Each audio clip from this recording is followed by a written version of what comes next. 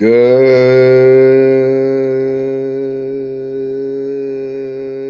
morning, everyone. Today is Sunday, July 27th. I can't believe July is almost freaking over.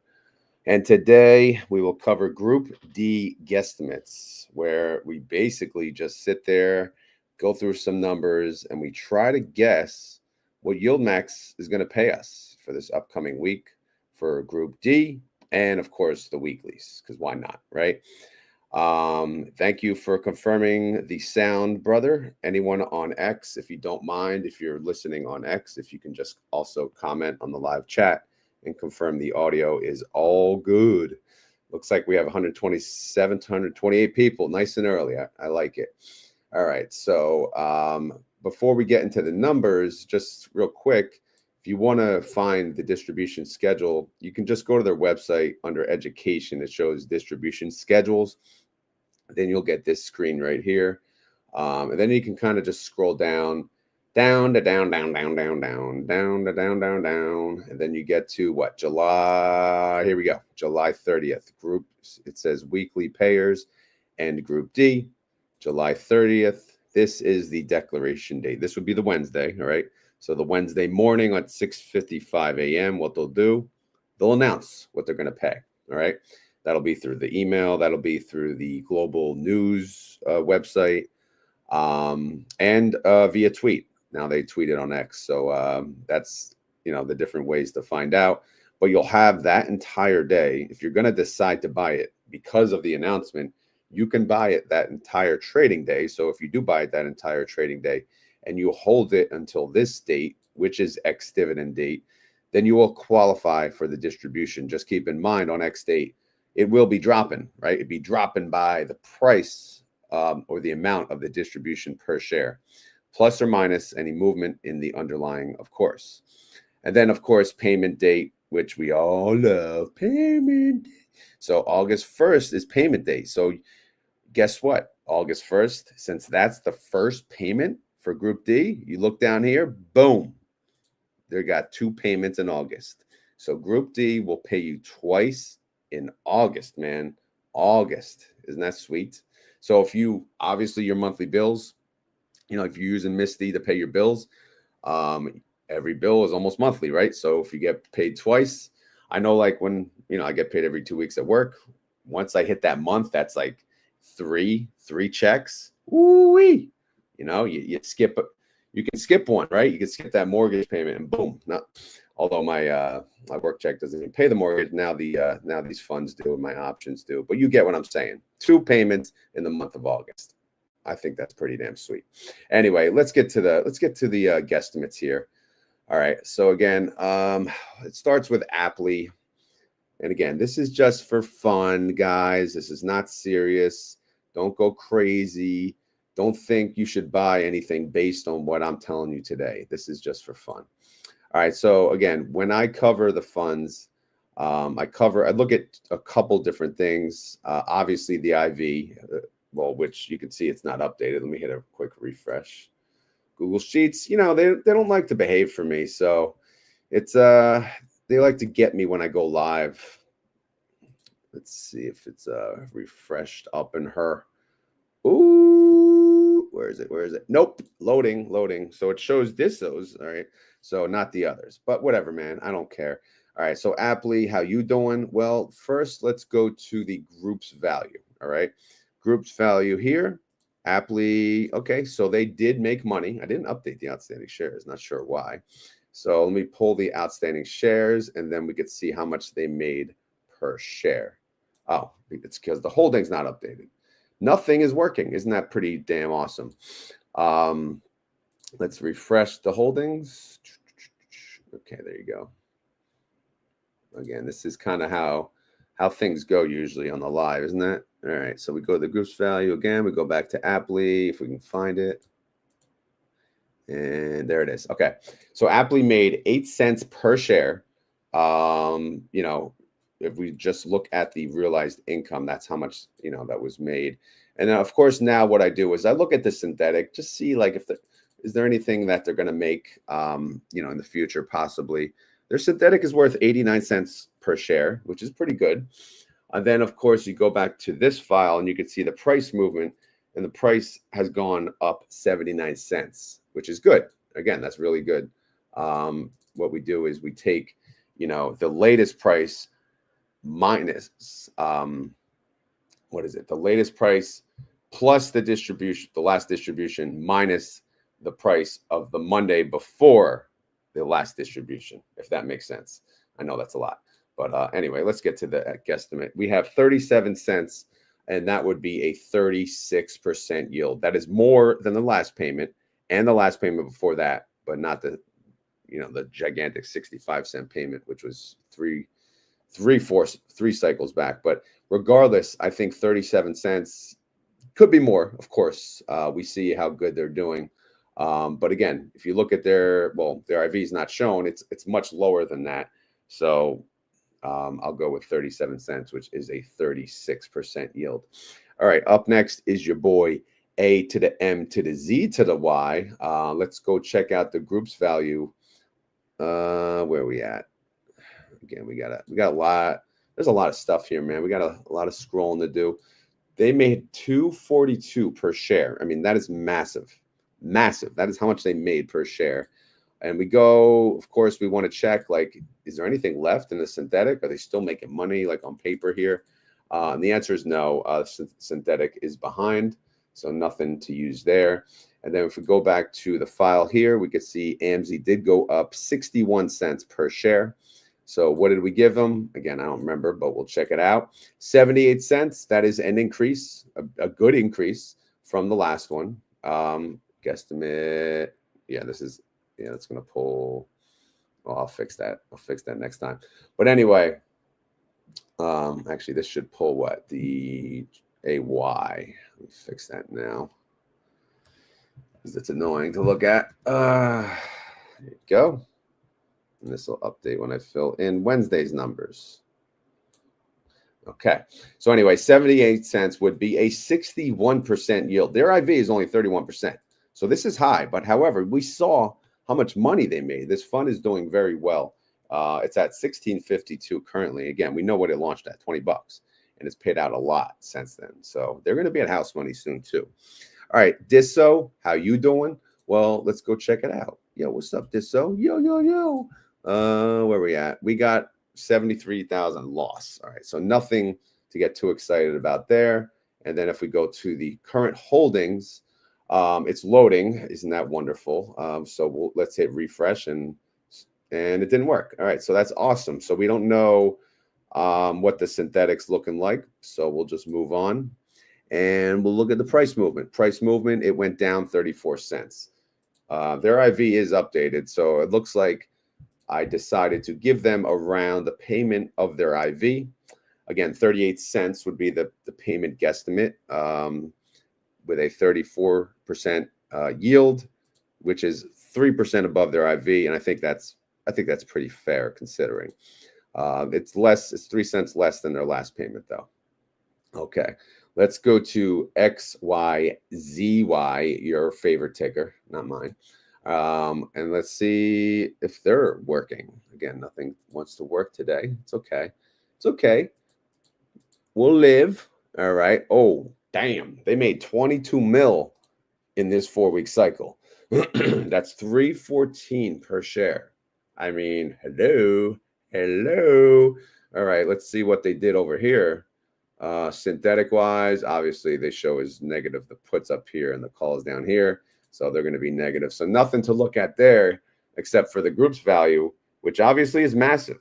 So XYZY could have a massive distribution. If we look at the price movement, pretty good movement right there. Went up, all the way up to $11. They moved up $1.20.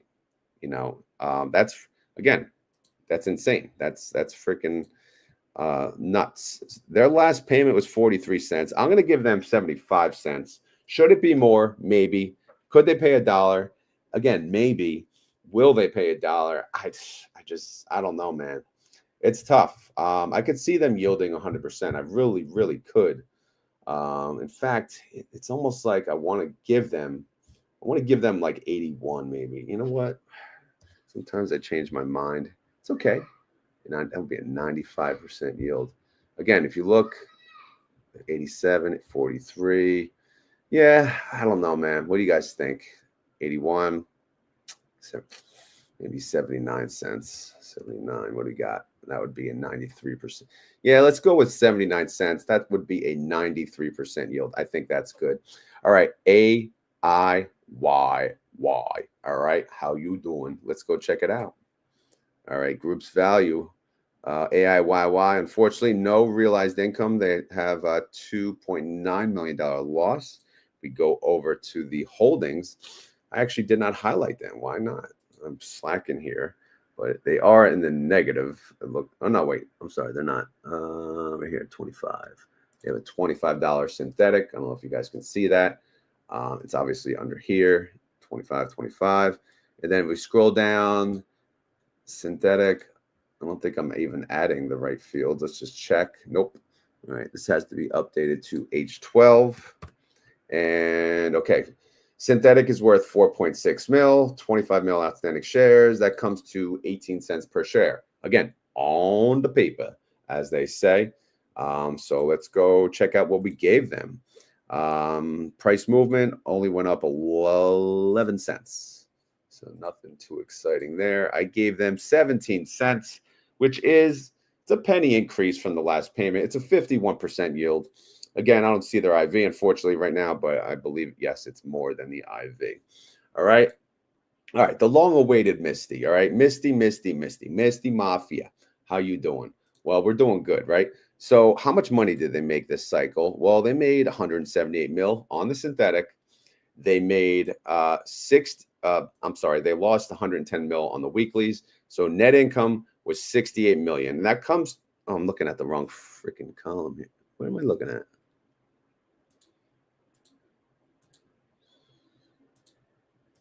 I think I screwed up. Did I screw up the numbers? Was that the last cycle?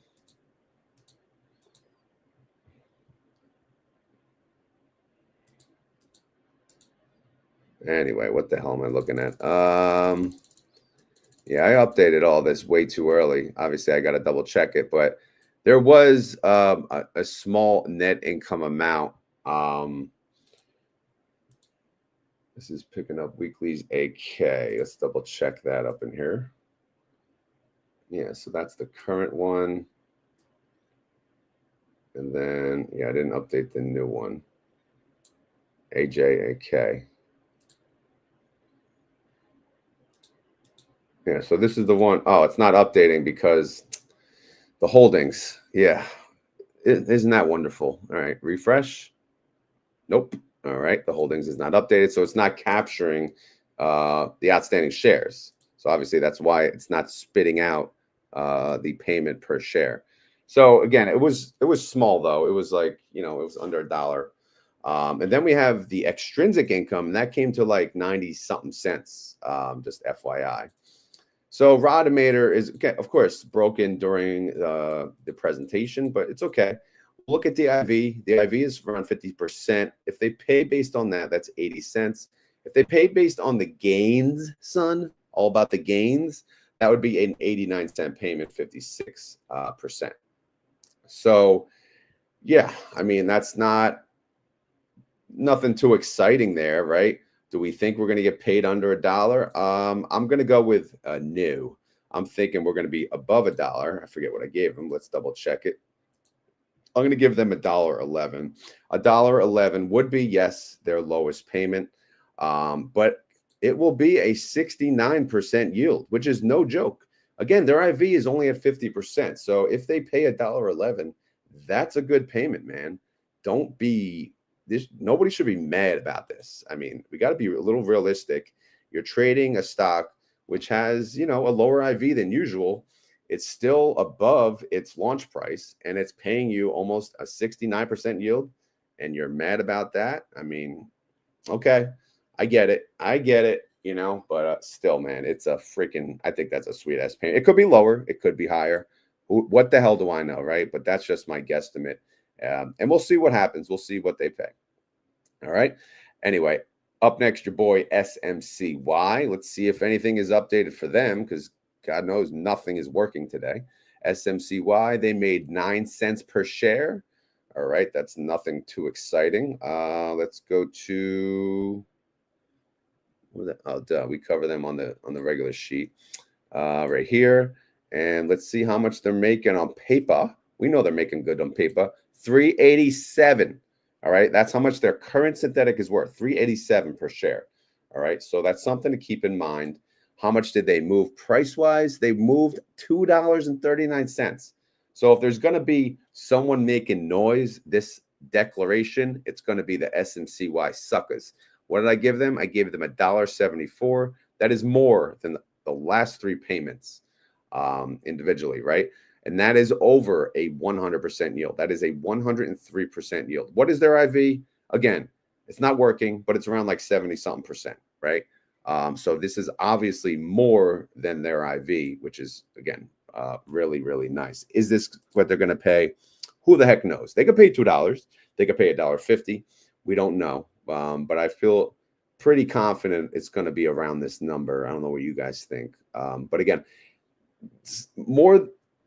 most of the time, there will be one shining star that will yield over 100%. And I think it's going to be SMCY this time around. It could be XYZY as well. It could be both of them. It could be one of them. I don't know, but we'll see. Or none of them. I could be completely off. All right, up next is your inverse, your YQQQ. So let's go to the group's value. Are they making money? No, they lost about 1.5 mil, all in her. And we go here. They are the last tab because they are in last place. Now they I didn't even do them because, well, they're synthetics and negative anyway. Because again, if you look at the put at the top, market value negative 675, and then here is the call 187. All right, so that's negative 488. And yeah, there's nothing to tell me that it's going to be a really good payment. And they went down 23 cents per share. So again, YQQQ, I can't really give it any kind of love here. I'm going to give it a decrease from the last payment from 23 to 21 cents. That would be a 19% yield. Fair enough, maybe. I don't know. And then there's Winter, all right, the inverse MSTR fund. Let's check out the group's value for them. Again, not going to be pretty. They lost about 2 mil. That's right? If we look at their synthetics, okay, I didn't even update them either. They have 2 synthetics. If you look, they have a 400 and a 400.0. What? No, I'm sorry, 2 400s with various dates. In 815 here, was it 80 and 60, right? Let me just double check. 80 and 610, yeah. All right, so these are all their synthetics. How are their synthetics doing? They're in the negative. I could just tell by looking, so I'm not even going to do the addition. So nothing would tell me that. I mean, look how much it went down in price. That is really brutal, actually. Wow. Can you say ouchie, ouchie, ouchie? But I don't know, man. This guesstimate is going to be pretty weak sauce. It's going to be $1.45 for me. That's a 58% guesstimate yield. Is that enough? I don't know. We'll see.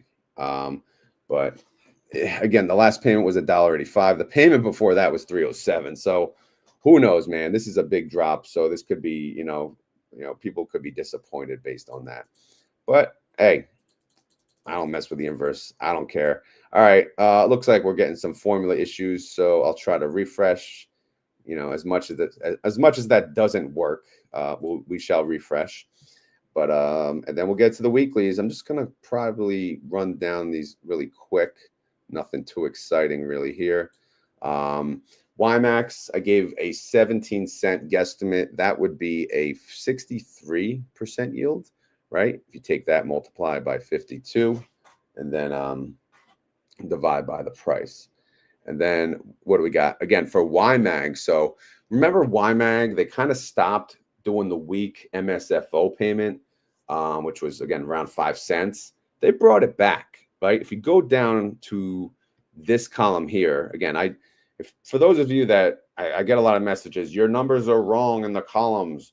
YMAG never paid 50 cents. What I'm doing is this is a 4-week cycle. So I'm adding in the 4 payments during that cycle. So if you look, we got 1, 2, 3, 4. Look at the third payment, 5 cents. So that last 4-week cycle, they did pay 5 cents. So again, we are on now that 3rd week cycle, which is the MSFO payment. I'm going to give them 5 cents. There's nothing to tell me now that they won't. I think they went back to it. For a while, it seems like they were just kind of rounding it up within. So I'm thinking they're going to go back. But again, what the hell do I know? 5 cents would be a 17% yield. I know. Wah, wah, wah. You would do anything for a 17% yield a few years ago. Now we're crying over 17% yields. All right, LFGY. Again, this is kind of like what the spreadsheet calculated. Their last payment was 48 cents. Wow. Now it's coming to 38. Okay. I don't know. Well, this 95%, I'm definitely taking that out. Let me see what it comes to now. 40 cents. Wow, that's much lower than the last one, but the price looks like the price did go down. Well, no, this is, I don't know. This is probably outdated, actually. So do I want to give them that decrease? I don't know, man. They paid 47. They paid 48. 40 cents. Does that make sense? Maybe not. I'm going to give them a times 110%. What do you guys think of that? 110%. All right, we'll give them 44 cents. I think 40 cents is too big of a drop. All right, let's look at GPTY. Their last payment was 32. I'm going to keep them in line with a 32-cent payment, which would be a 35% yield. SDTY, again, these, I just kind of just throw up numbers. I'm going to keep them all essentially in line with their last payment. I'm going to give SDTY a 15-cent payment, 17% yield. QDTY, 18 cents, 20% yield. And then RDTY, 35 cents with a 39% yield. Ulti, again, I don't know what's going on. The spreadsheet, the holdings is not updating on almost half of the freaking funds. I forget what I had for Ulti, honestly. But I mean, to be honest, it's very predictable, right? We're either getting 9, 10, or 11 cents, right? So again, what is it? Do you care? Does it matter? We'll throw up a number and we'll wish for the best. So let's go here. What do we got? Yeah, we gave 10, 10. Let's see the price movement in Ulti. It went down 17 cents. So are they going to go back to 9 maybe? Maybe. I'll give them 9 cents. Don't be too mad at me. I think 9 cents is good. 9 cents would be a 74% yield up in her. All right. Last but not least, chippity-doo-dah, chippity-day. All right. So they got what? 37 cents. And they went down $1.01. I'm going to give them 35 cents. Again, I don't know what I had there because when you make things formulated, you have to rely on Google Sheets formulas to actually work. So to be honest, what I need to do is break the formula, but it's annoying because then I got to redo it every time. But hey, man, it is what it is. All right. So those are the guesstimates. I hope that helps. And again, one thing I just want you guys to know is Misty, this is an important note. They're at 194% house money. So if I hold that on the screen, let's see, I'm going to zoom out. I know it's going to be hard for you guys to see, but if I zoom out, if I plug in a number here, what is the minimum? I think it's like is it 105? No, 108. Yeah, 108. Let's try 107. 107 is 2.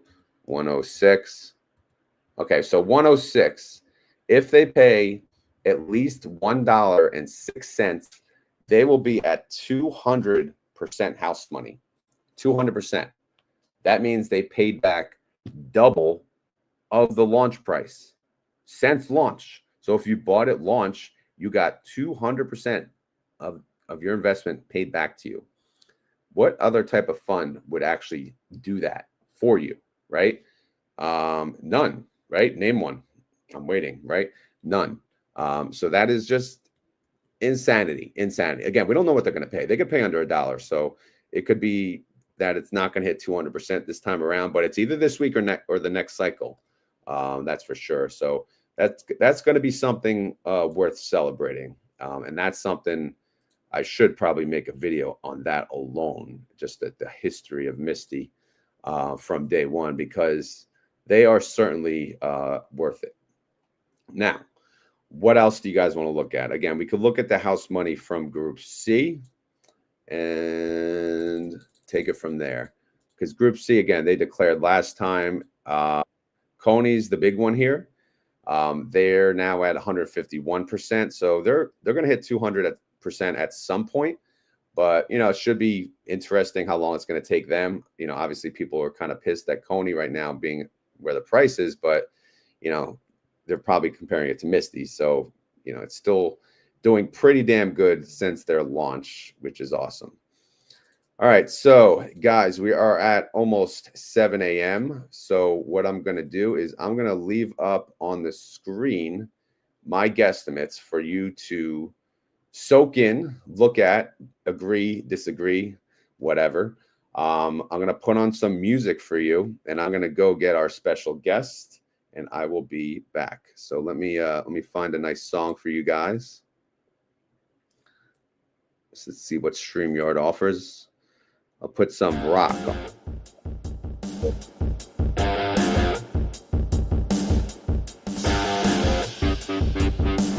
Okay, I'm gonna remove myself from the stage.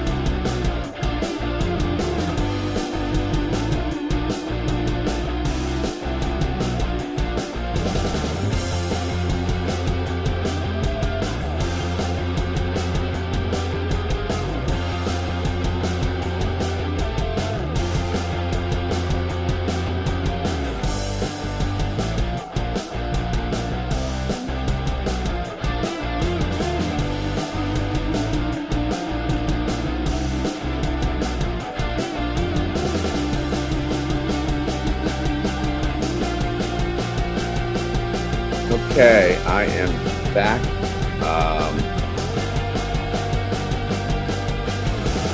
God, I'm just gonna have to announce you. I know it didn't let me talk. All right, I already gave it up. But anyway, let me put my screen on, put my ugly mug on. There you go. And let's do a little of this.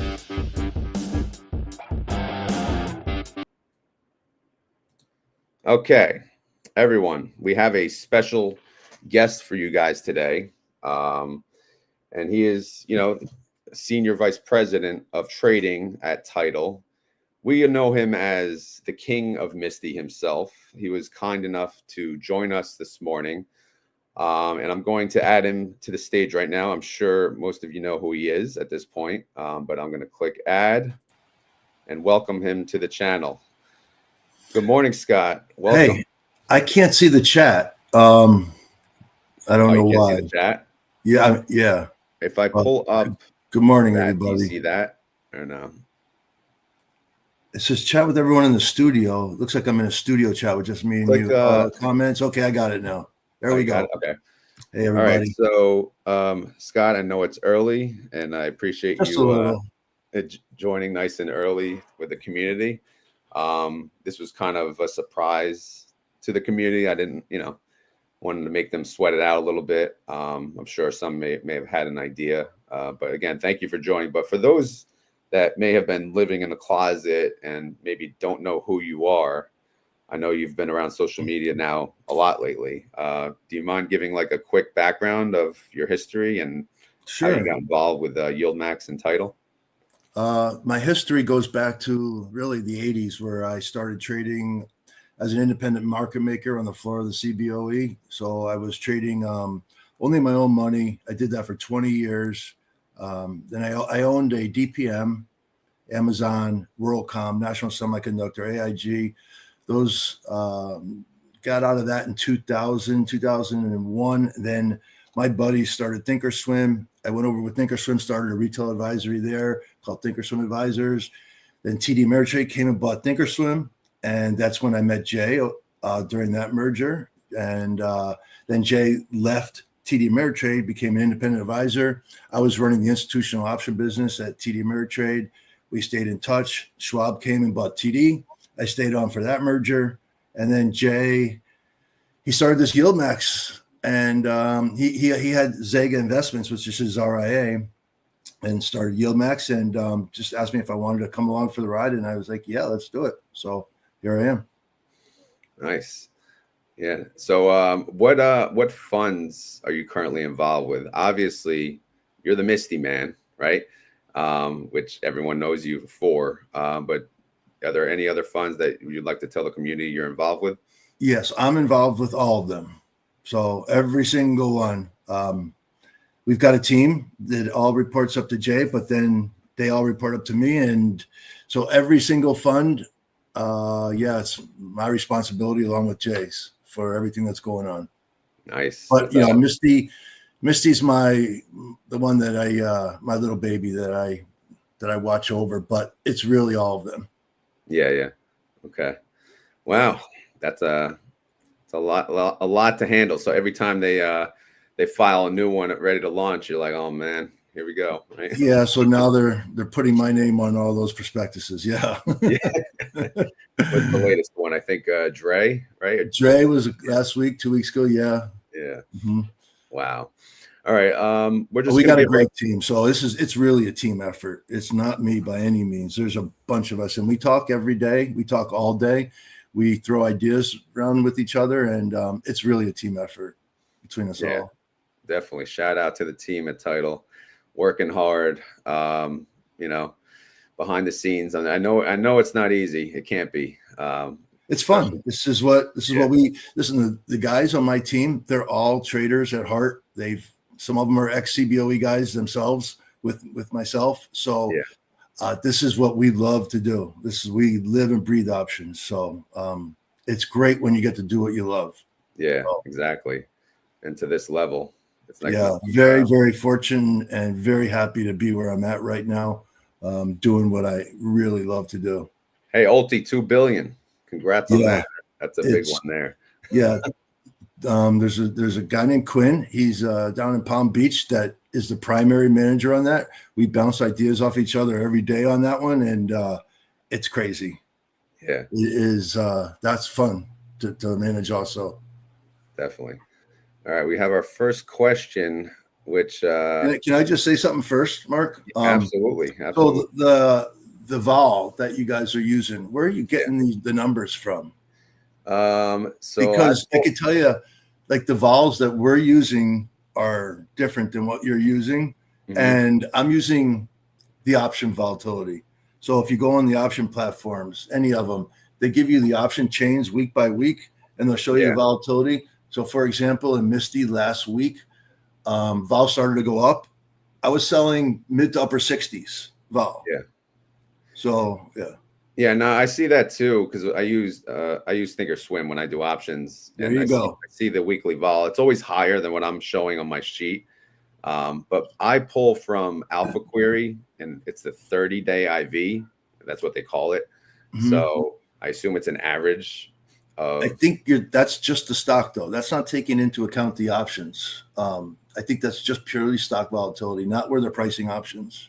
Yeah. I could be wrong. I'm not sure, but it's something I need to look into for sure. Again, I'm not going to be sitting here typing in IV. So if I can formulate something, this is So to my the one thing to notice is when there's an earnings on any Yeah. stock, you'll notice that 1 week sticks out like a sore thumb. It's really high. So Yeah. those are the weeks that we love because we get to sell so much higher. Except, you know, Misty's earnings don't really matter. It's just Bitcoin. Yeah, pretty yeah. much.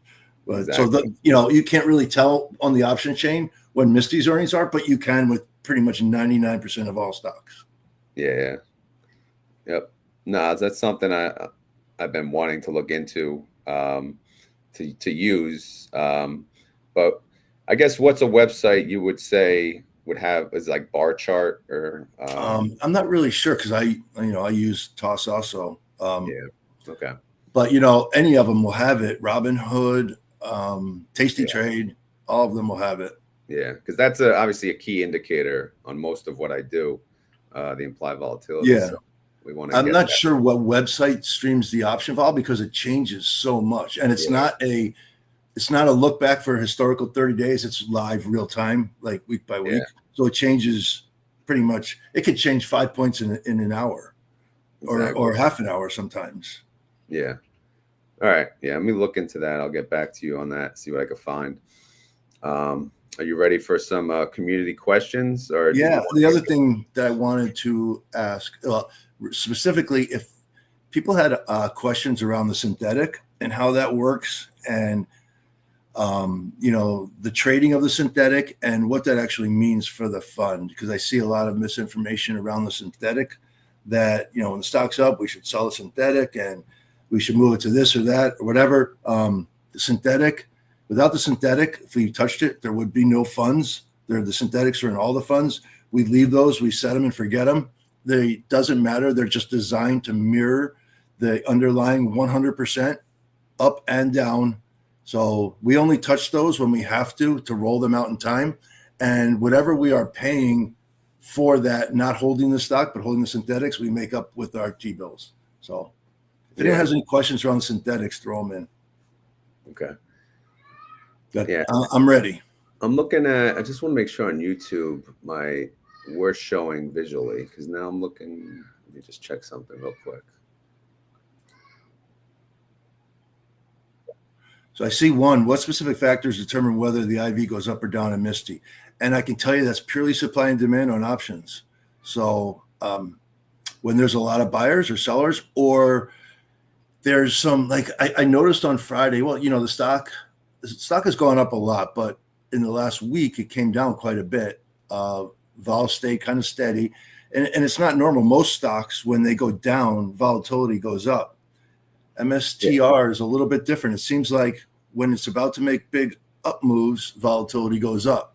So there's that's really one of the factors. It's supply and demand on the options, and it definitely. So you think everyone keeps saying that Misty influences the option markets, holding down vol? Well, it's not even close to being true. It upticked like 10 points on Friday, close to. Yeah. No, sorry. Everything's working smooth on the channel. Okay. This one gave a super chat, so I'm going to ask it first. Question for Scott. Thank you. What happens to Misty when Bitcoin trades volume very low? What about when no more shares left? Will YieldMax cap what we can hold? Yeah. So the amount of shares that or synthetics that YieldMax holds in any given underlying doesn't really matter. It's really we're trading the options, and the share amount of shares don't dictate the price of the ETF. It's all about the underlying stock and the options trading around that, the calls that we sell, the vol that we sell. So the amount of shares that we create with our synthetics will not affect the price of the ETF at all. As far as how many outstanding shares there are, it's purely the underlying stock. Yeah, I don't know if they're talking about that or when there's no Bitcoin left. Oh, yeah, I guess. I mean, that's a ways from now, but. Well, there's a couple different theories on what vol is going to do when the price of Bitcoin goes higher or lower. So, you know, everyone's got their own opinion, but nobody really knows. Mm-hmm. Here's the IV question. What specific factors determine whether the IV goes up or down? I think that's the one I was just that's the one you just read. about. Okay. Really, it's all about. They say Misty. I assume they mean MSTR, but yeah, yes, it's for all. It's it's basic economics, supply and demand with everything. Prices go up when people want to buy, and they go down when there's no buyers. So, go on the downside. There is always a point where the big institutional money will step in and they'll say, okay, it's cheap enough. I'm buying it. And there's no amount that I can sell in the world that's going to get them out of the way. They will stay there and bid and bid and bid when it gets to a certain level. I think we saw that when it was close to around 50 a couple of weeks ago, 55-ish. Yeah. Okay. Question. I think I know the answer to this, but who determines the distribution for each, and when is it determined? I believe it's Monday, and it's for the prior weeks. Tomorrow we will have a meeting with Jay and Mike are the primary factors of the team that decides. They look at the 4-week back period. We look at the vol for each individual week and whether there was any appreciation or not. But primarily, first and foremost, is the volatility for each individual 4-week period. That's number one. Then we'll look to see if there's any appreciation in the underlying. Okay. So for Misty, it was. I know you said it was 50s, but the option vol was actually higher. It was more in the 60s. All right, that works out because my guesstimate is in the high 60s. So yeah, and a lot of people mention, I can't say too much about dividends, but a lot of people talk about the dollar amount, and obviously you really want to look at the percentage, not really the dollar. I think people should care more about the percentage than the dollar amount. Yeah, exactly. I get it. That's what I'm saying. Like, even if my number's $1.11, right? Right now, that's showing to be a 69% yield. To be mad about a 69% yield, I was joking about on the video a second ago, is insane, right? Yeah, I mean, and you can go back and look at the last 4-week period. So we've got, what do we got? We've got APLY, AMZY, some good ones coming up. SMCY that really had a really nice 4-week period as far as appreciation goes. XYZY did really good too. Yeah, but that's right. So there's a bunch of names coming up that really did very well the last 4 weeks. Yeah, I think SMCY, I always call SMCY the underdog. I know they took a beat down early on from that audit news, but they're pretty solid since then. It was like as soon as we launched that fund, that news came out, and it was. But yeah, we've seen a lot of action in it. Yeah, sometimes the timing doesn't work out, but you guys, for the Plady and Hui, great timing, right? Yeah, I'll tell you, the vol right now in SMCY is like going out 2 weeks. It's in the 90s. I don't know that. So next week's is about 75, but then we're close to 100 August. So maybe that's earnings week. Yeah.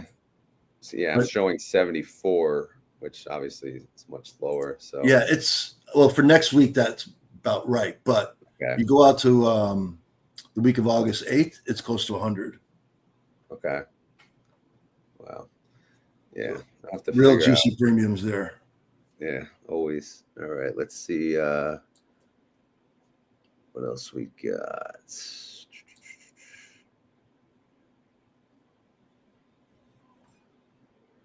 All right, that's not.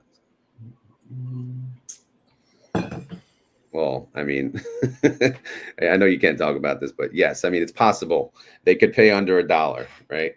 I mean, it's not that it shouldn't be that hard to figure out. Like with the guidelines that I gave you, going back with the volatilities week by week for the last 4 weeks, and then whether the stock had any appreciation or not, that's all contributes to the payout. Mm-hmm. Okay. Here's a question. How many people manage each ETF, or are the same people on the Misty fund on Coney and other funds, or are they split up? That's a good question. So they are split up. Everybody's assigned their own funds, and I will oversee those people with each fund. So with Coney specifically, we've got a real veteran. He was on the floor of the CBOE. His name is Chris. I traded with him on the floor. These guys are really experienced, but yeah, they report to me, to Jay. But yeah, each person is assigned, 5 to 10 different funds, and then it's pretty much a team effort. So they make the initial decisions on their own, and we can all help each other, guide each other through what we think is the best time to roll, what to roll into, things like that. But yeah, there's a lot of different people on each fund, but there's one specific person assigned, and then it's a team effort. Yeah. So I know Misty's probably the answer, but excluding Misty, what individual covered call ETF would you say is probably the hardest? Coney, the last month's been pretty hard. Coney, yeah, they ever since the news that it went into the S&P 500, it's just been gapping. It doubled, and that was really hard to keep up with, because if it opens and runs during the day, we have time to manage it. But these gap openings, those are the killers. Those are the ones but we were pretty much spread with long calls that went way in the money almost every single week. So we made up a lot of it, but that was gapping and gapping and gapping. Yeah. But yeah, none of them are I would say that's really the other one. But yeah, Tesla, every once in a while, the last couple of weeks been a little tricky, but it's been okay. It's definitely done okay. Yeah. Okay. Just looking at the returns over here. Keep a spreadsheet of returns up all day. Always watching. You got multiple screens going. Yeah, I got 4 going right now. You got 4? What? Yeah. Yeah, I got 2 right now. But slow and steady upward movement finishing below our strikes, or fast explosive upward movement? I know Jay's response, but it would be good to hear your perspective. Yeah, so slow and steady up will always be the best, but I would much rather be scrambling to buy back my short calls that are in the money for an explosive up move than what happened on Friday when I was buying back these calls for a penny because the stock was down. I would much rather be scrambling on the upside and buy all the way up. We always want it to go up. We all do. We're all long it. We want it to go up. So those the calls that you buy on the weekly to do the credit call spread, sometimes they remain open. I assume it's because you can't get the penny, right? Yeah. Okay. So they'll stay on the holdings and drop off on the Tuesday, or it's pretty rare these last couple of weeks or a month that there hasn't been a long call that was sold, but we haven't had any long calls in Misty specifically for a long time until this last period. We put on, it's like 35,000 only. So, 25% of the fund, it has long calls. 22% of the fund is uncovered to the upside right now. So we went a little bit closer to at the money, sold a bunch of premium. So Friday was interesting because we came into the day only covered with about 30% of the fund, because the rest of the fund had these out of the money calls that I was buying back worthless. And the stock was down all day. I waited till about 2:15 Eastern Central Time on Friday to start to sell the calls for next week. So really the last hour of trading is where all these calls were sold. The stock ran up to 410, and I got most of the calls off. And then right in the last 15 minutes, it dropped back down to 405. But it was around 410 from the last 45 minutes of trading, which was nice. So we got some calls off around. That's where we got the majority of those 430s off at. We sold those closer to $5 and up. So that was nice on Friday. Yeah, there's a good setup for next week. And the synthetics they've been looking good. And like I said, the synthetics are just MSTR stock. And so the synthetics, I know like we've got the 390, 395, but listen, the stock could go to 700. That's not going to change our mind. We're going to roll them when the time comes that we have to, because they're going to expire, or the clearing firms for some reason want us to adjust our strikes, which happens mostly on the downside though with the short put. So otherwise we will never touch them. You'll have to close them if they go up too high, you'd have to roll them No, really, it's really if the stock goes too low. too low. Okay. There's a margin requirement from OCC that the primes that we custody these funds at have to put up. And if the put becomes too big a position, too dollar-wise, they ask us to roll down the strike price. That's really it. It's not a big deal. It does not affect the pricing of the fund whatsoever. Like I said, the synthetics, the strike price, I could have on the $1 strike price, the $10, the 100 strike price, or the 1,000 strike price. It's not going to affect the performance of the fund at all. It's going to move dollar for dollar with MSTR stock. Yeah, and as long as when you close the position, you just have to open the new one right away, or else it's not really going to track. So, right? and that's a good point. So we do that as a spread. When we close our existing synthetic, we open the new one up at the exact same price where the stock is to the penny. So we don't take any market risk when we close the synthetic. We call it a jelly roll. It's rolled from 1 month to the next, and it's done as a 4-way spread. So we sell the synthetic and then we buy the other one. It's done as 4 legs all at once, and there's no pricing risk for the stock at all. Yeah, the trade doesn't go through unless all 4 go through at the same time. That's right. So when we buy our other ones, we are selling it at the exact same time. We're taking zero market risk, zero opinion on the stock when we do that. There's just way too much risk to leg something like that. Yeah. Can LFGY hold Bitcoin? No. I mean, it can't. We're not allowed to hold the physical Bitcoin. Yeah, you can hold versions of it, right? Although like IBIT, it's not. Yes, we can hold the ETFs that hold Bitcoin. Yeah. But the IV is probably kind of weak on those. Yeah, but the IBIT, let's see, YBIT, our ETF has done extremely well. It doesn't get enough love. YBIT. It is our version of a Bitcoin ETF. We're selling calls on Bitcoin. It's a pure 100% Bitcoin play. Misty ruined it.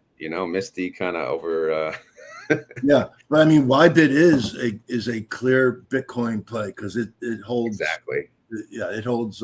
We can trade the CBOE index for Bitcoin, which is a 100% pure Bitcoin play. Definitely. Yeah, we don't talk about that one a lot because we don't get many questions, but it's done really well. I know it's crazy.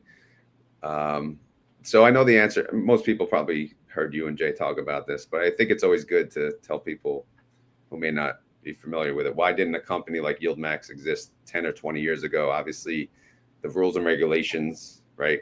They were against you. They didn't allow ETFs like this. I don't know if you have any. Yeah, this question's really not in my wheelhouse, more in Jay's wheelhouse. But I really don't know the exact regulation reasonings behind it.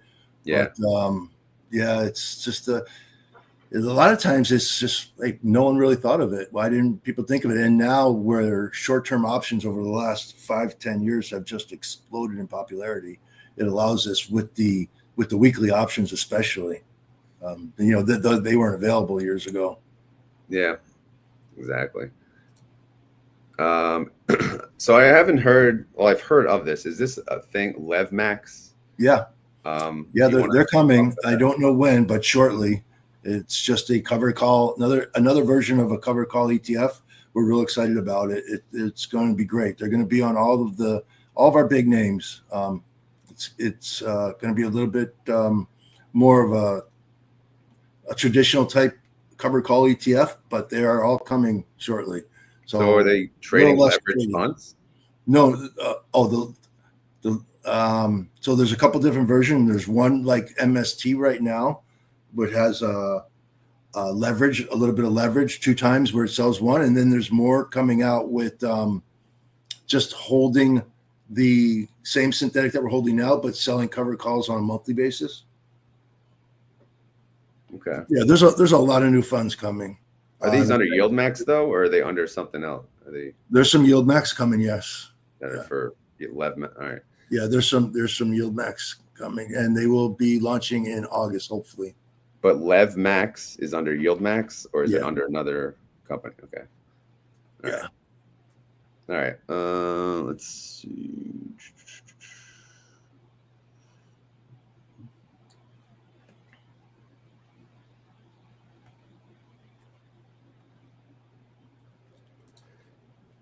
Is your team only doing options on YieldMax funds, or does your options team do other title customers? So you can, yeah. So we're title. We merged with title January of 2025.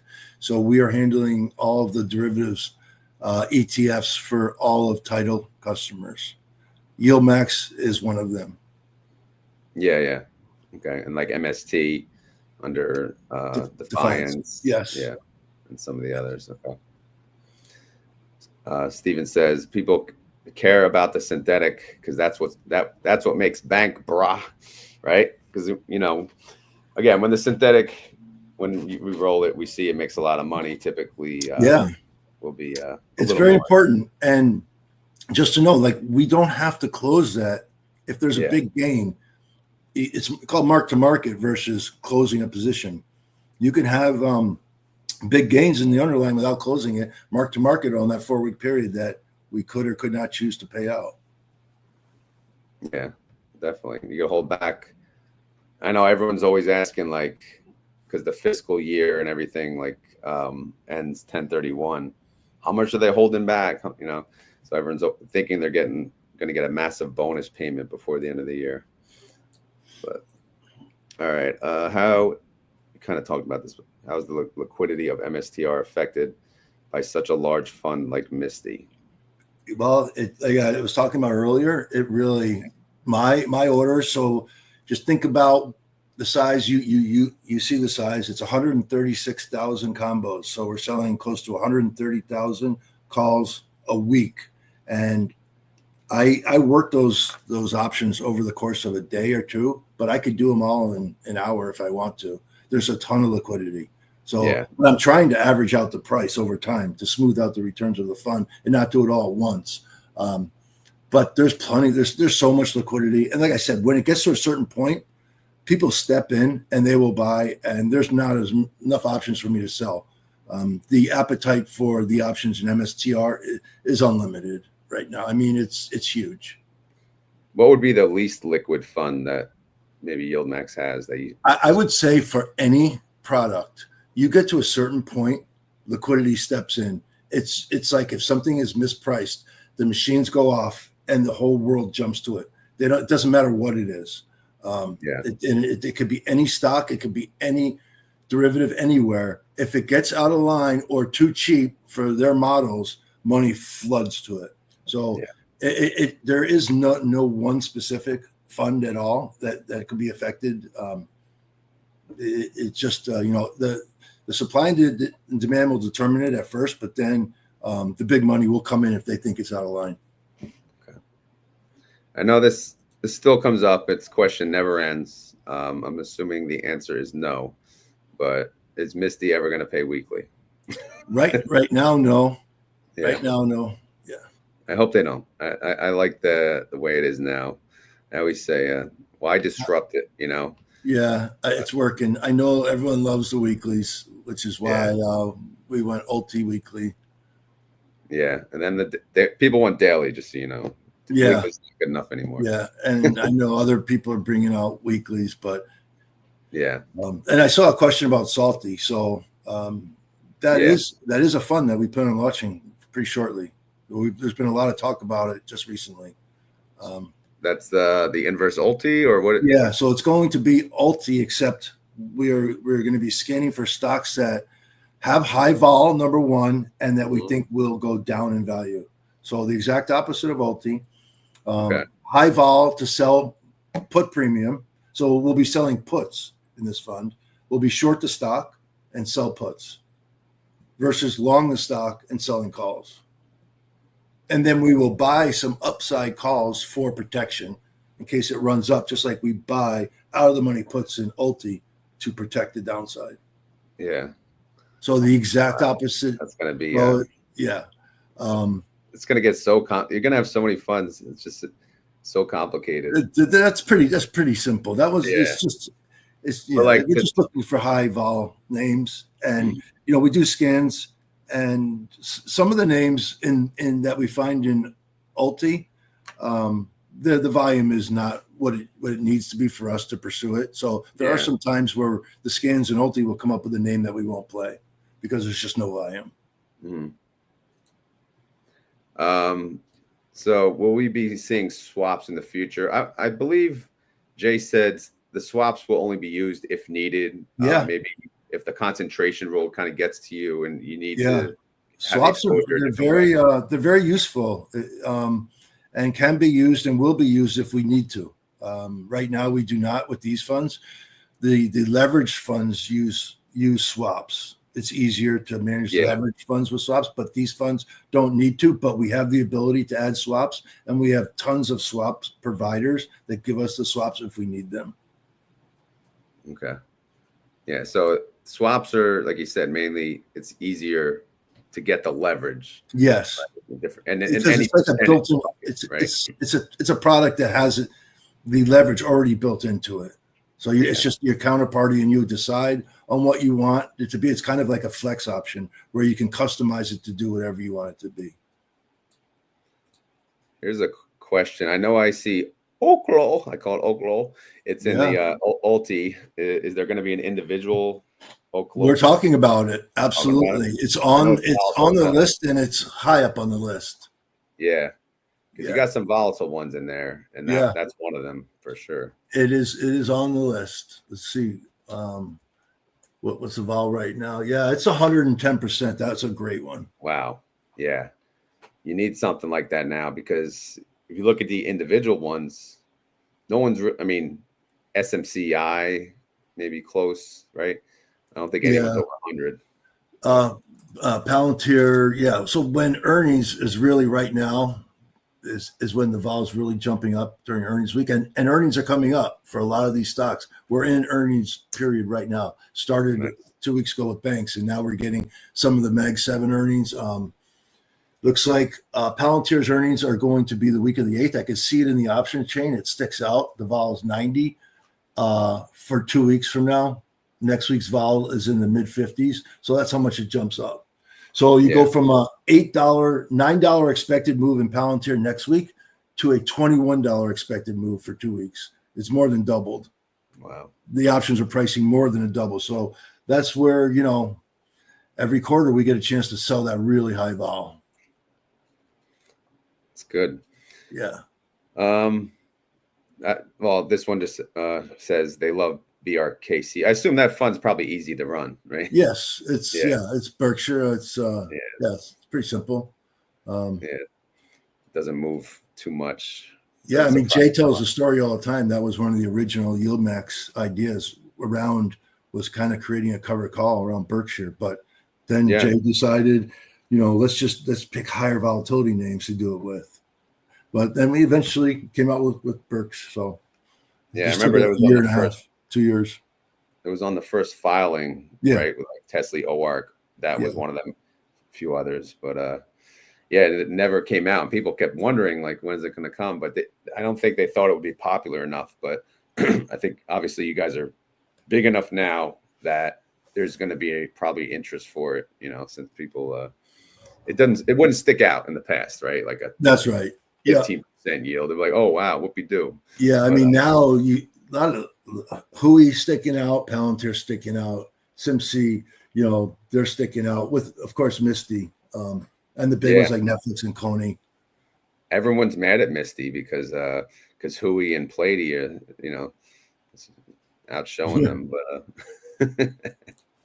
but it's about to be at 200% house money, as I say, from 200% payback. The LevMax, I don't know if you know the LevMax funds, will they be weekly? I'm not sure. I can find out. I'll let you know. I'll let you know. I'm not sure if they're going to be weekly or monthly. Okay. Well, after the daily, we're going to need 30-minute payers. All right. So I think that's doable, right? And Reddit is also very high on the list for a YieldMax fund coming out. I think it's top 5. So it'll be one. It's coming out shortly. Yeah. I don't know when, but hopefully very shortly. Yeah, they filed that one a while ago too, so I assume that would be next. Maybe throw that one in Group A. Group A's needs some love in there. Is it a little bit light? Yeah, well, it needs like something to make, you know, a little oomph, right? Like Hui did, right? Hui's Yeah, when they broke those up, they tried to put a big name in each one, but you know, as time goes along, things shift. exactly. Yes, All right, because Hui we'll was let them part know. of We'll put Reddit in Group A, right? Reddit and Group A, yeah. All right. Because I know you just added Dre with Hui, but Hui now took over Coney. I feel like for now, popularity wise, just for the time being. But Group Coney's still very popular, but yeah, Hui right up there and Palantir. Yeah. But Hui is, yeah, I mean, the stock's done great.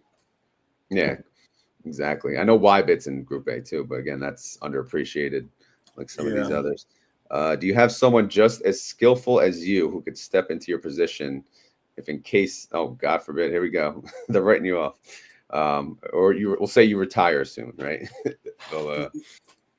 Yes, I am. That's part of my job is training people to take over my job. So I am training multiple people that are very skillful and can just step into my shoes in a second. I'm very replaceable in a heartbeat. These guys are awesome. The team is great. There you go. Yeah, I think you said it's a bear market play. It doesn't have to be a bear market play. It would work in a bear market, but you know, it's so funny. We haven't seen a bear market. Like, would we have it for like a couple of days in April? That's it. Bear markets are a thing of the past, maybe. I don't know. But yeah, it doesn't have to be a bear market. We just scan for stocks that have a high IV. Even if the stock goes sideways or even up, you still can make money with high vol selling options. So it doesn't necessarily have to always go down to make money. Just like with Ulti, stocks don't have to go up. We can still make money in Ulti if they go sideways or down or up a little bit. Yeah. Where do you see the future of high yield ETFs in 10 years? I mean, I think this is a whole new category that's been created here that I was not aware of, truthfully. Like, this was new to me up until the last 18 months. This was a category of investments that I had not heard of and didn't know that existed.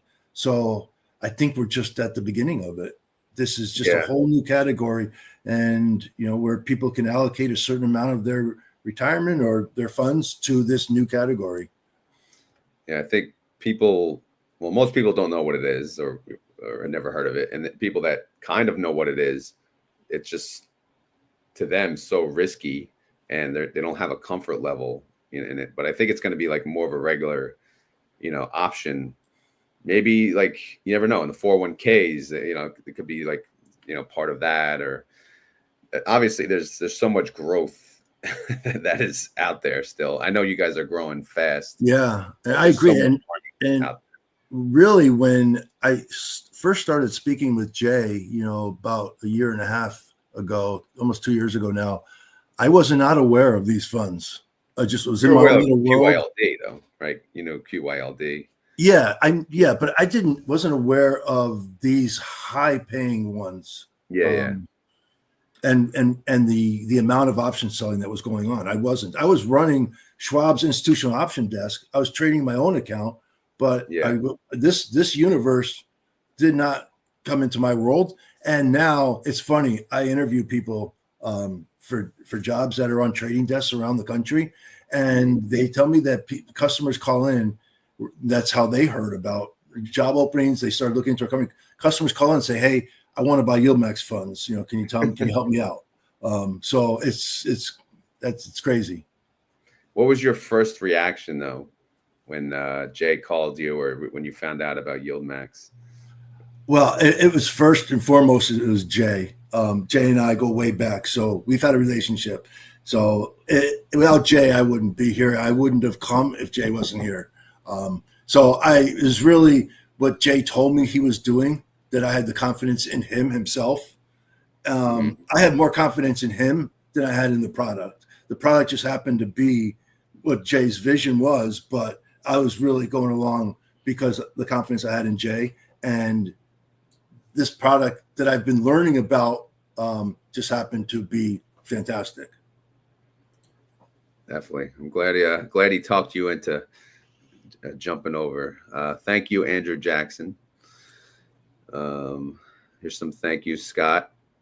And again, yeah, thank you for. I'm not sure if you're a morning person. I assume you are. I am a morning person. I mean, Sunday mornings I probably would have slept in a little bit more, but yeah. I like getting. I get up early. I get up at 5 a.m. usually, pretty much every day without an alarm. So, Group D guesstimate day. It's a big day, you know. Yeah. But although Hui now the guesstimate for that. All right. So here's a question: what market triggers or global events are you most optimistic or pessimistic about? I mean, so daily you got to listen for Trump's tweets. You know, that's pretty much what we're trading on. But markets had a heck of a run here. The trade wars are still out there, but nobody really cares about them. And then, really, it's all about Trump and taxes and trade wars, tariffs, and like that. It's really the only thing moving the market right now. Yeah. Interest rates will, hopefully something happens there shortly. Sooner or later. Yeah. I think my guess is Salty would be weekly because Ulti is, but he's saying yeah. Okay. Yeah, that would be weekly. A lot of what we call the basket funds. So like the Biggie, Soxy, LFGY, GPTY, moved all those to weekly. Yeah. And it worked. I think it worked out that way. Yeah. But I like them. So this question, I'm sure you know, always comes up. Does a hurt an investor hold Misty and Winter at the same time?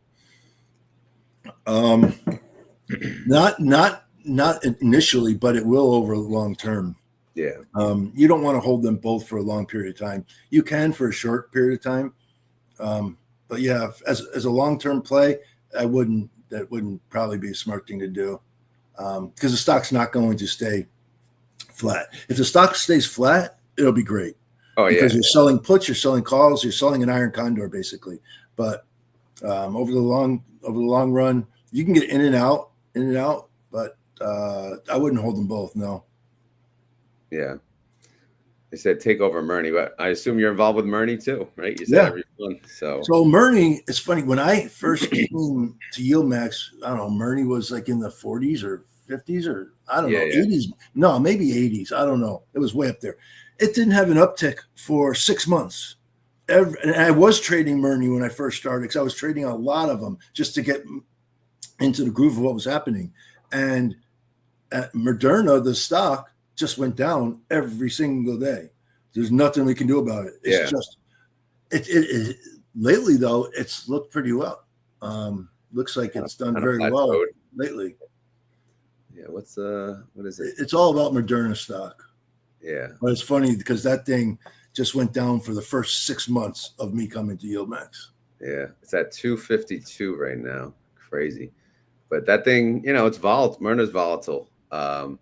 So there's always premium there to be made, I'm sure. Yeah, so Moderna right now, it is 100 vol for next week. It's a $34 stock. Yeah, it was more like around 100 when I joined. And it just went straight down. Yeah. Every single day.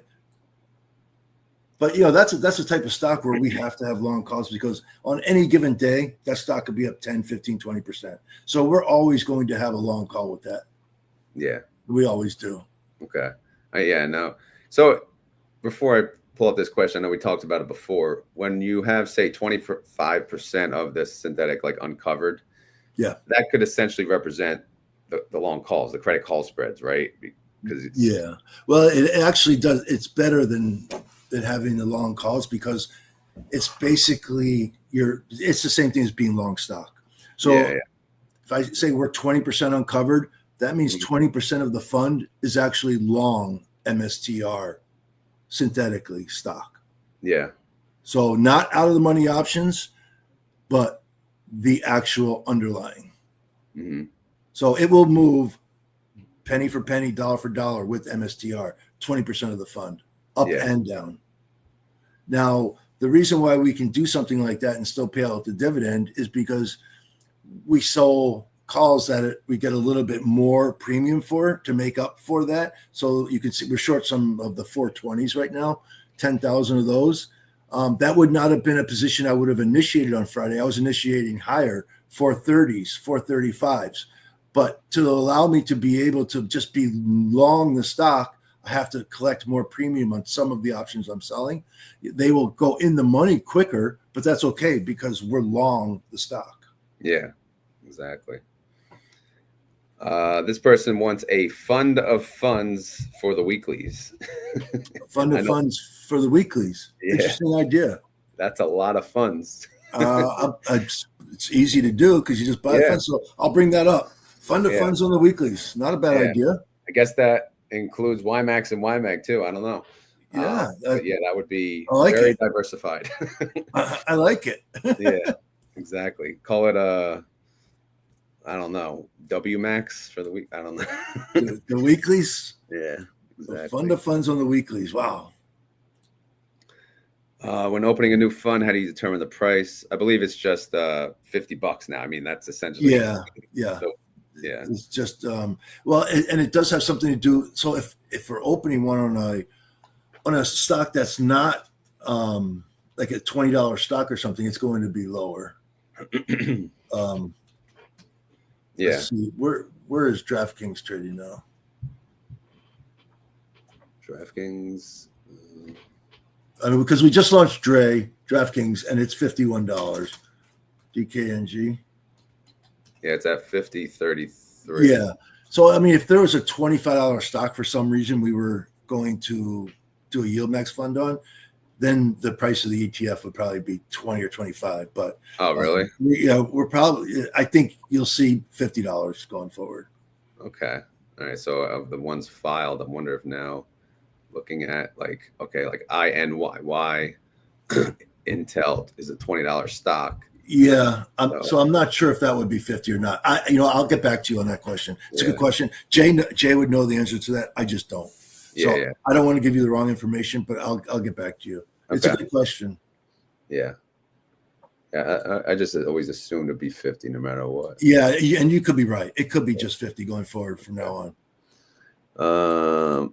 Misty prediction. I said $1.11. Scott will blink twice for him, right? No. Let's see. How are you? I don't blink at all. Yeah. Have you blinked at all? No. How are you considering MSTR's upcoming earnings, if anything, that might impact the price? I think that's so it's interesting because MSTR's earnings, it's one of the only companies on the planet that earnings really don't matter. It's all about what they say. Because it's a tiny, tiny little software company that holds Bitcoin. So the option chain is really what I like to call the Bible. That is what's going to tell you what's going on. Exactly. And like I said before, in MSTR stock, nothing sticks out during the earnings time frame like it does on every other stock. Yeah, it moves, but not like it should, right? I mean, I don't know what they could possibly. It's not the earnings themselves; it's what they might possibly come out and say or do. Say about Bitcoin because they having an earnings call. Yeah, it's not the actual earnings because the earnings are just Bitcoin and I think the software company's like 70 million a year or something. It's it's nothing. So I know sometimes like a question like this would come up, but obviously it depends on the underlying, right? So if the underlying goes to zero, I think maybe Jay or someone said this in the past, if they see something like that happening, they may do something, in advance to get out of the fund. Yeah. If there's news or there's regulatory filings or something like that, we will get out of the fund. That has not happened with any of the funds. Yeah. But yes, we can take action, but he's talking YieldMax specific. I mean, every single stock, NVIDIA would have to go to zero. Amazon, Apple would have to go to zero. If they went to zero, then I guess YieldMax wouldn't exist. Yeah. It would exist on other stocks. Yeah. So every single underlying under YieldMax would have to go to zero. Okay, then there you go. Yeah, they'd have to go to zero. Because these funds they're just covered calls on the biggest companies in the world. And I don't think they've had to close not one fund so far. Obviously, that could be a possibility that there's not interest in a fund. In that case, they would close it out and just pay the shareholders whatever their value is. That if we opened a fund, for some reason we wanted to close it, we just distribute the money back. That's all. Yeah. Okay. Is it possible to create a double leverage product of a YieldMax ETF? It's possible, but we don't have any YieldMax leverage. Yeah. It's possible. Like a double leverage Misty? Yeah. That's possible. Can you do a swap on Misty? Yeah. Yeah. Yeah. There's other, I mean, there's leveraged MSTR funds. Yeah. Yeah. I'm just thinking like there's leveraged NVIDIA funds. There's leveraged everything. Yeah. Yeah. But they don't, but most of those funds don't sell options. We do have a few that do, but the 2 times are just basically just 2 times, just like what you trade on some of the major index ETFs that are 2 times. Yeah. I always say those with options, but they do have the MST is a leveraged 1.5 times with options, or two times with options, 2 times with options on half.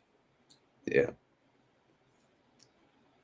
Yeah, don't take ticker Roddy. That's going to be for me one day. Right? These guys are real sharp with getting tickers. They can file in about 30 seconds. Steal it now. But here's the ticker for the weekly fund of funds, FUNY. Funny. I don't know if that's taken, but okay. Yeah, there you go. Bring that back. All right. What is this? Do a few more questions and go from there. So is there any questions about how the options trading, like how the funds are managed with the options trading? Any specific options questions? I didn't see many, but I see a lot of people saying the funds get capped because of the covered calls and this and that, but these funds are very actively managed, and it's very rare that we ever really get capped. But income is the number one driver. So selling options to distribute the money for you for income is the number one driver. The growth is secondary, even though we do our best to thread that needle, like I say all the time. The income is the number one component, and I'd say it's very rare to get capped. It just doesn't happen that often. Yeah. And if it does, I mean, it's a good thing. We're just going to lag a little bit, but you're making a lot of money. Yeah. So when I think you would almost never go in the money, right? Or even at the money. To initiate a trade? Yeah. No. You would always be out of the money. Yeah. Obviously, when I post my trades, I'm using the end of day price. Yeah. If you do a trade that day, it could show in the money depending on what happens with the stock. But I just wanted to clarify that. So right now, initiating trades in MSTR, like if I was going to initiate a new trade on Monday, I would be looking someplace around the 420 to 425 strike with the stock at 405. That's going to give me the good amount of volatility, selling about a $5 option to be able to distribute. Right now that's at 75%, but that's over a 4-week period, plus, or if the stock has any appreciation. So yeah, this stock usually has about a 25-point intraday swing. So what you see at the end of the day, if I do something in the morning and it's against me, it could be close to being at the money. In the money, kind of rare, but it definitely does move. That's why I tried to spread it out throughout the whole day to try to even. That's why there's so many strike prices on. I could start the day at 420, end the day selling 440s, and it's just. I wish the intraday trade had the price of the stock when you did it. People ask me, "Oh, what was the price?" I'm like, I don't know. I don't know what time. I mean, I know you could look it up. You could probably see because the large volume of trades, but still, I'm not going to do all that. Yeah, I mean, I can pretty much tell you it's like I can tell you. So when we sold the 430s on Friday in MSTR, the stock was Yeah. 410. When we sold all those, so the stock closed at 405. When we sold the 420s, the stock was around 404. I think the stock traded down to 402 on Friday. So there's right. So the 420s were sold when the stock was around 403, 404 maybe, and the 430s when the stock was 410. Those 440s were sold on Thursday or Wednesday when the Yeah. stock was up around 455. I want to say we went because we did a spread with those. So Yeah. Which is, it worked out. Like our setup looks perfect for next week now with that. yeah, that's why the stock. I mean, it just got hit later in the week. That one big down day. Yeah. Here's a good question. What triggers your decision to close a position that is blown through at the point? I assume like when you have the credit call spreads, you want to close them if we get blown through and then roll the strike price up. I guess at what point would you decide that? That's a great question. I love that question. So with the call spreads, when the value of our long call becomes worth more than the extrinsic value left in our short calls, we're going to roll. So for example, if the 420 calls, for example, if they are basically if the stock goes up to like 425 and we're short those 420s and they're trading at like $5.50 and it's close to expiration. So that means there's only $0.50 of extrinsic left. And our long calls are trading for, let's say, $1. Our long calls are worth more than the extrinsic that's left that we can make in our short calls. So we're going to sell our long calls, buy back our short calls, and then sell another call. Yeah. That makes sense. So it's a great question. And this people should understand this because this is a main part of how all of the funds are managed. When the long call becomes worth more than the short call's extrinsic value left, we will definitely roll at that point. Now, let's just take, for example, if we don't have a long call, we will make a judgment when the extrinsic becomes too low that we feel the risk reward for the capping of the upside. Like if there's only $1 left and it's totally capped all of our upside, we can only make $1. If the stock reverses and goes back down, it helps the fund because we will make it all back. But if it continues to go up and we can only make another $1 in a stock like MSTR, we're probably going to start to cover those and sell closer to at the money or just out of the money same week to capture as much premium as we can for the next 2 or 3 days. So I'm talking about like on a Wednesday or something. If the stock has gone up big and it's blown through the strikes, I want to buy those back and I want to sell calls that are really, really close to at the money because that's where I'm getting the most bang for my buck. I'm selling the most premium. Yeah. Okay. Yeah, because So I know. Yeah, just that's a really good point, and it's something that we talk about every day.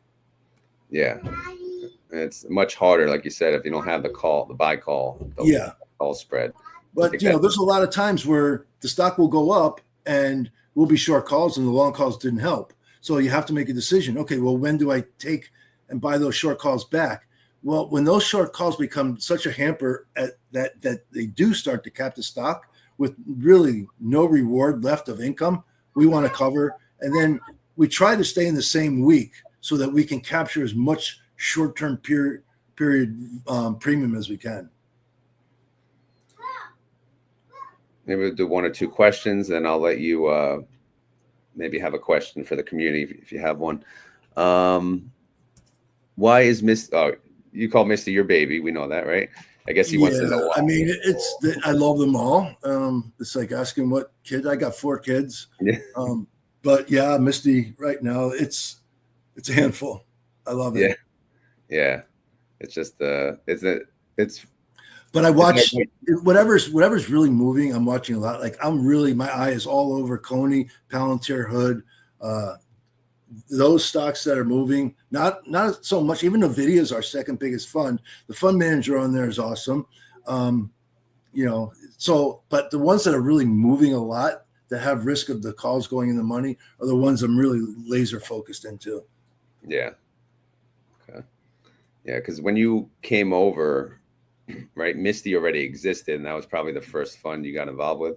Or No, it wasn't the first I got involved with. I'd say the first big one I got involved with was Coney. oh, okay. But yeah, it was just coming in. I needed to understand what the traders were doing, how they were entering orders. It's a lot more than just managing the fund, because there's a whole business side of this around the whole order entry, getting the orders filled, and then the back office, the operations of clearing all of these different options at 5 different primes, which means that we hold these positions at 5 different places, clearing firms, and making sure that all of that is correct.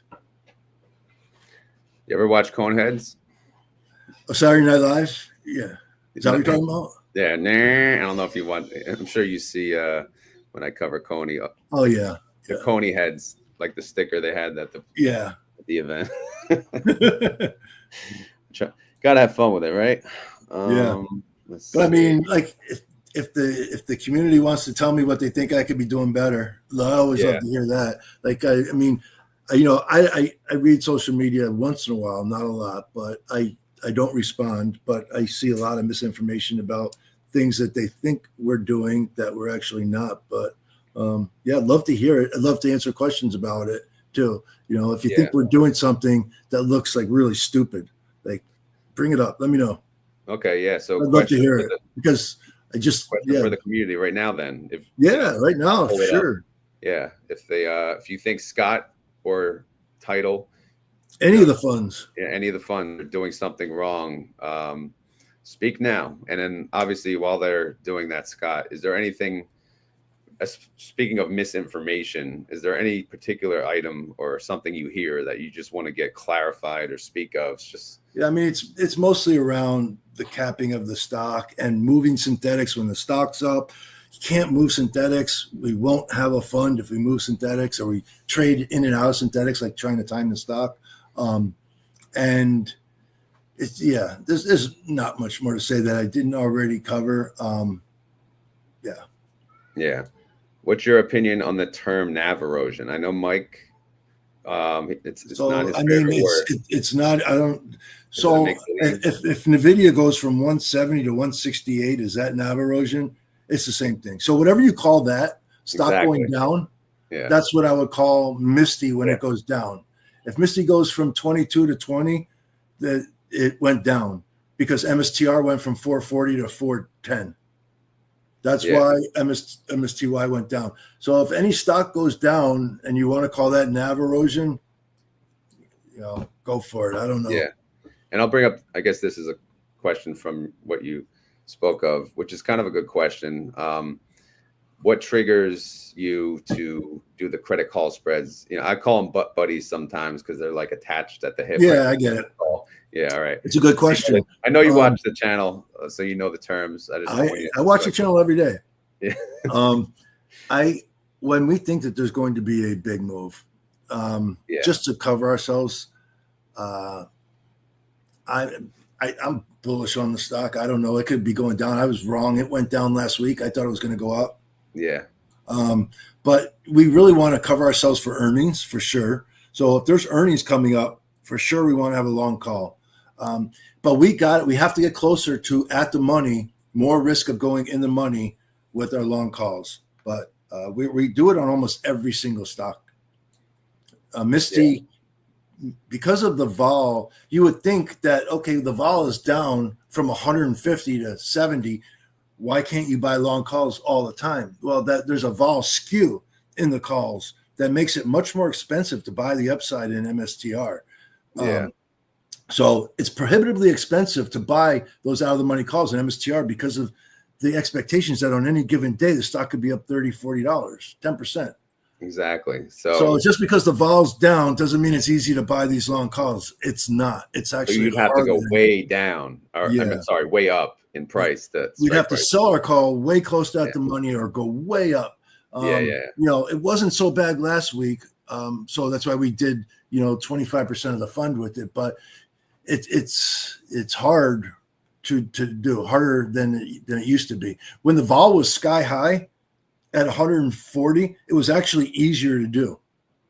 Yeah. I mean, it's crazy to think about, but it was because the calls were just so high in all the strikes. Yeah. And Wolf got it right. We're like Monday morning quarterbacks, right? Without all the information. That's okay. We're judging That's you fine. guys, you know. And I'm the big culprit of that, right? I think I'm getting better in time though.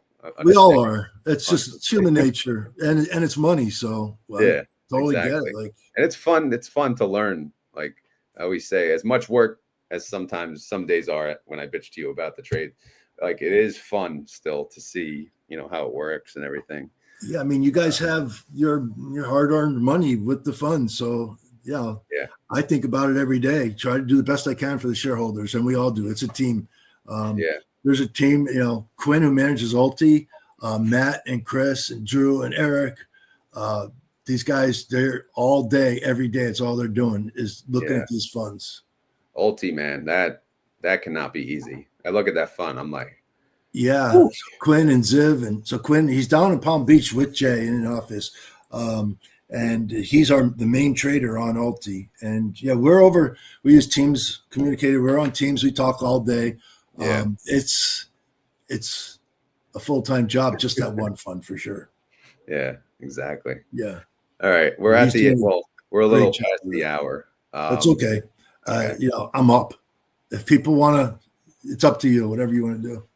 All right. Well, I don't think I saw. Did you happen to see any questions I missed or comments that I missed that you wanted to speak of,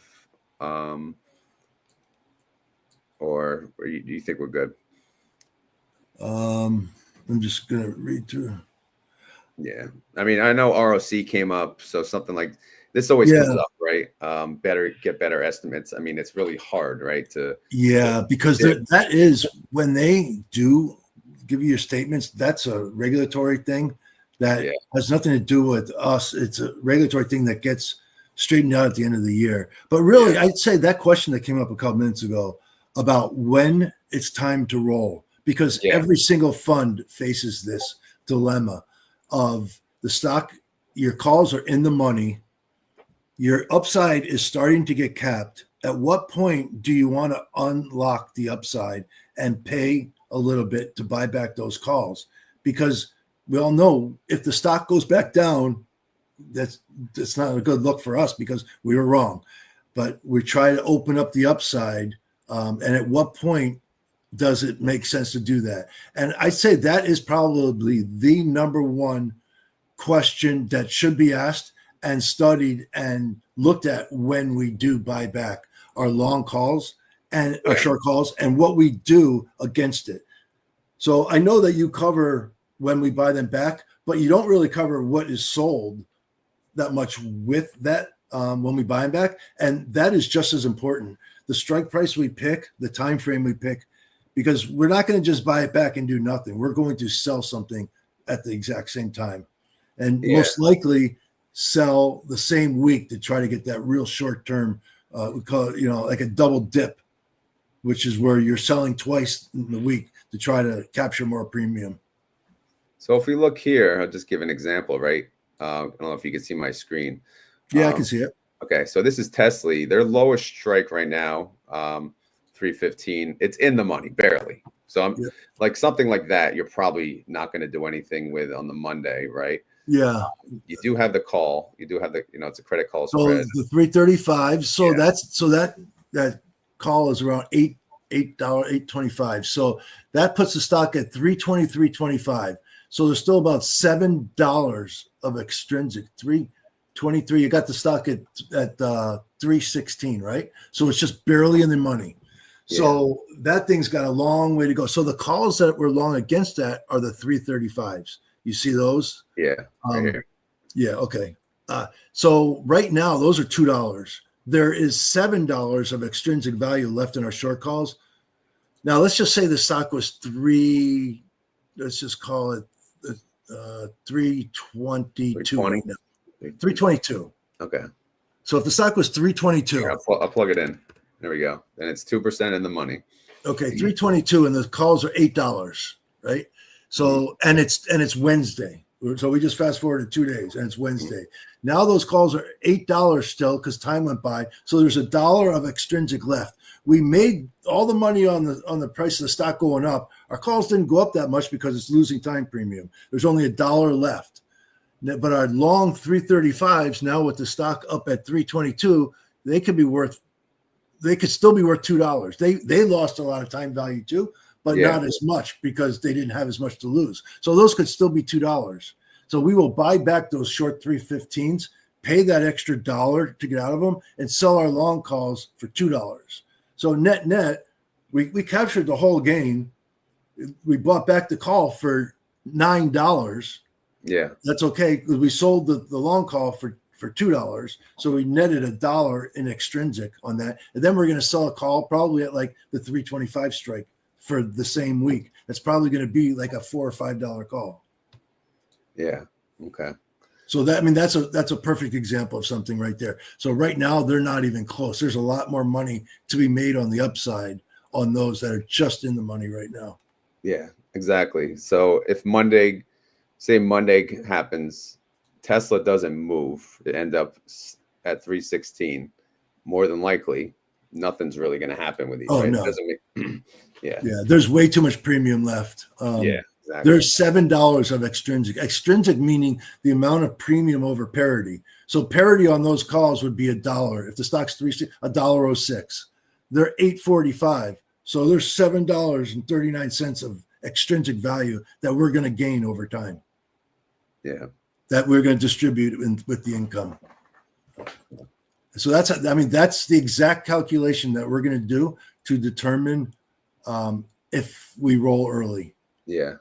Yeah. None of the other ones that I really cover are in the money. It's unusual to have something in the money on a Monday. It's usually because the stock made.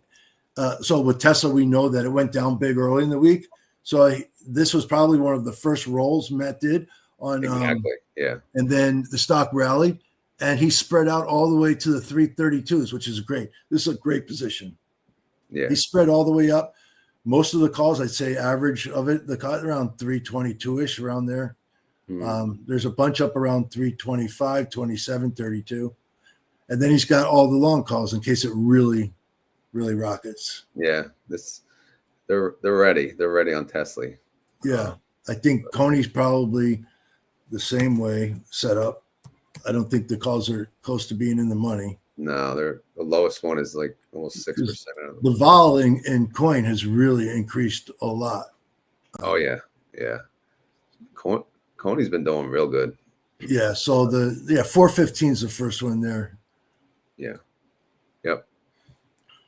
Yeah, I know. Like how you explained it, it's just really hard for me to gather that when you're closing out the trades, like figuring out how much more you made on the call versus what you had. I mean, it could look like we're paying a lot for the calls. Yeah. Like 10. I mean, sometimes we do $20, $30 when there's a giant move that gaps, but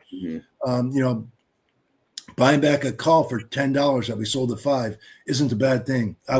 We're going to make more money for the fund when something like that happens than if I'm buying them back for 5 cents because the stock went down. Yeah. Okay. All right. Yeah, I'm glad we able to pull up an example of that scenario. Yeah.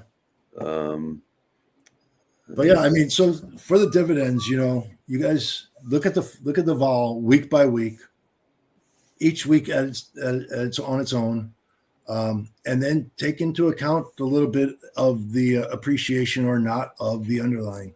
Yeah. Okay. So there's some big movers in this period. SMCY was a big mover. Yeah, 239 show. And the ETF kept up with the underlying pretty much 1 for 1 on the upside. It did not lag at all. So you're going to pay 239? No, I have no idea what we're paying, but I mean, we kept up. Chris, who runs that fund, that's a big move to be able to keep up with. A 15% move or something like that is a big move over a 4-week period. Yeah, it's going to be. If it happens all in one day, it's impossible to keep up. But if it slowly happens, it's easier and easier to manage, and that's the way we like it. Yeah. All right. No, I appreciate your time today. Obviously, I know it's early and my videos are always early, but I wanted to do kind of like a different type of interview, a surprise like interview, but it seems it worked, right? We have 3,423 people between YouTube and X right now watching. Oh, wow. So I had no idea so many people were watching. Yeah, word got out. Yeah, I tell you now, right? But no. No, yeah. But in the beginning, obviously, keeping it quiet, and then that's how quick word of mouth, like they repost things, you know, word gets out. But people love to hear from you. I'm sure you know that by now. So, well, I'm very fortunate to be able to do what I love. I'm very appreciative of Jay and the title team for bringing me on and allowing me to do what I love to do, which is options. And and I appreciate what you do, Mark, tremendously. We all do. And thanks to everybody out there that sticks up for us or puts facts out. You know, the facts are really what matters. And listen, not every trade's going to be a great trade.